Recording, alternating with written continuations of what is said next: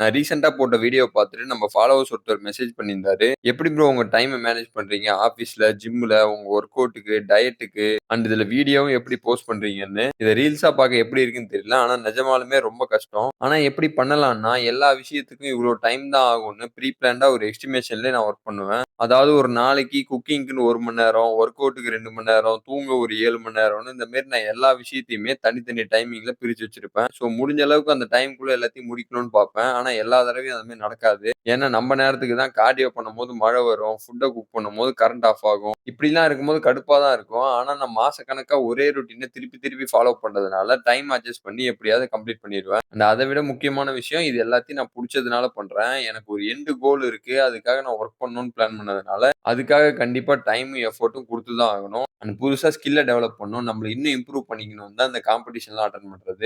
லாஸ்ட்டா video post பண்றது ரொம்ப கஷ்டம்னு நெனச்சுக்கிறாங்க. இனிஷியல் ஸ்டேஜ்ல அப்படிதான் இருக்கும். இப்ப கூட நான் டெய்லியும் கார்டியோ பண்ணும்போது என்னோட வீடியோஸ் எடிட் பண்ணி தான் போஸ்ட் பண்ணிட்டுருக்கேன். இதெல்லாம் எதுக்கு பண்றேன்னா, நம்மளுக்கு புடிச்ச இந்த ஃபீல்ட்ல எப்படியாச்சும் டெவலப் ஆயிற மாட்டோமான்னு, எந்தெந்த வகையெல்லாம் நம்ம எஃபோர்ட்ட போட முடியும்னு எல்லாத்தையும் ட்ரை பண்ணி உழைச்சுக்கிட்டு இருக்கேன். அண்ட் உழைச்சுக்கிட்டும் இருப்பேன். ஸோ உங்களுக்கு ஒரு கோல் இருக்குன்னா, அதுக்காக ஃபுல் எஃபோர்ட்டையும் போட்டு ஒர்க் பண்ண ஸ்டார்ட் பண்ணுங்க. கண்டிப்பா ஒரு நாள் நம்ம ஜெயிக்க தான் போறோம். அந்த நாளுக்காக வெயிட் பண்ணுங்க. நம்ம சேர்ந்து ஜெயிப்போம்.